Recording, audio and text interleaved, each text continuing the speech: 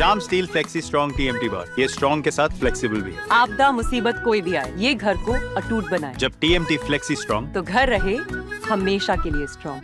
আর কখন কি করেন পুলিশ কি করছে কেউ জানে না।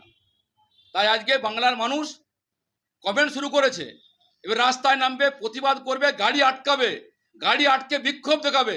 মমতা ব্যানার্জি কতবার আটকে আস করবেন? পুলিশ মন্ত্রী যিনি আছেন, পুলিশ কিছু কাজ করে? তারা হচ্ছে চোর ধরতে ব্যস্ত। চোর ধরে কি অ্যাকচুয়ালি চুরি করতে ব্যস্ত। তাই বালি চলছে, কয়লা চলছে, লুট চলছে, ধর্ষণ হচ্ছে, খুন হচ্ছে, রেপ হচ্ছে, চাকরি চলে গেছে, সারা বাংলা জ্বলছে, মুর্শিদাবাদ জ্বলছে, বাংলা জ্বলছে। ছাত্ররা রাস্তায় বসেছেন, শিক্ষকরা আজকে ধর্ণা দিচ্ছে, আজ 8 স্কুল বন্ধ। উনি কি করবেন?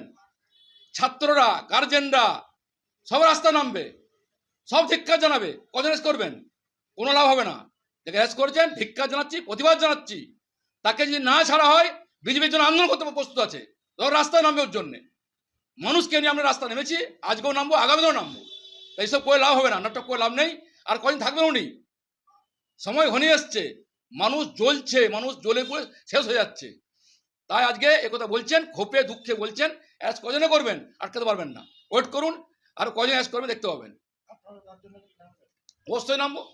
অন্যায়ের বিরুদ্ধে, অত্যাচারের বিরুদ্ধে, তৃণমূলের বিরুদ্ধে, চোরেদের বিরুদ্ধে আমরা আগে নেমেছি, আজও নামছি, আগামীও নামবো। যে কাজ করেছেন জঘন্য কাজ, অন্যায় কাজ, উনি আর আটকাতে পারবেন না। হবে হাজার হাজার মানুষ নামবেন, হাজার হাজার মানুষ কমেন্ট করবেন, এই কজন অ্যারেস্ট করে।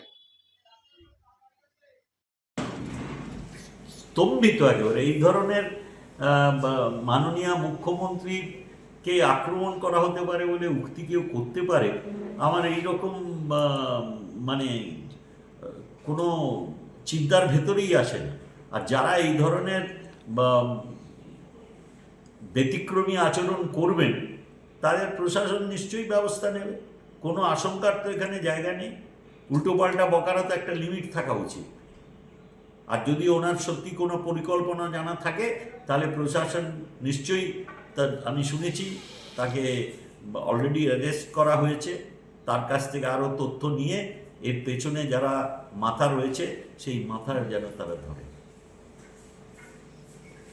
গতকাল 13/4/25 তারিখে আমি আমার সোশ্যাল মিডিয়া, আমার ফেসবুক অ্যাকাউন্টটা নিয়ে আমি একটু ঘাঁটছিলাম।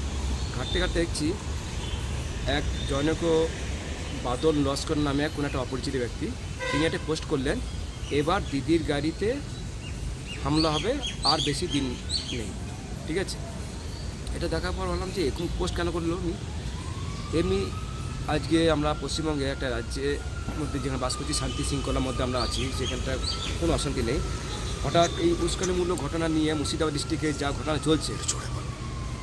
চলছে, এরপর এই ভদ্রলোক যিনি এই পোস্টটা করলেন, ইনি যে একটা সন্ত্রাস বা কার্যকলাপ, যে প্ররোচনা, উস্কানি দিয়ে যে অশান্তি সৃষ্টি করছেন এবং আইন শৃঙ্খলাকে লঙ্ঘন করার চেষ্টা করছেন, এবং আমাদের মাননীয় মুখ্যমন্ত্রী যিনি মানবিক, আমাদের সবারই প্রিয় দিদি আমাদের, তাকে, তার গাড়িকে হামলা হবে, উনি এতটাই কনফার্ম করে বলছে যে এত আর বেশি দিন বাকি নেই, মানে শিগগিরই হবে।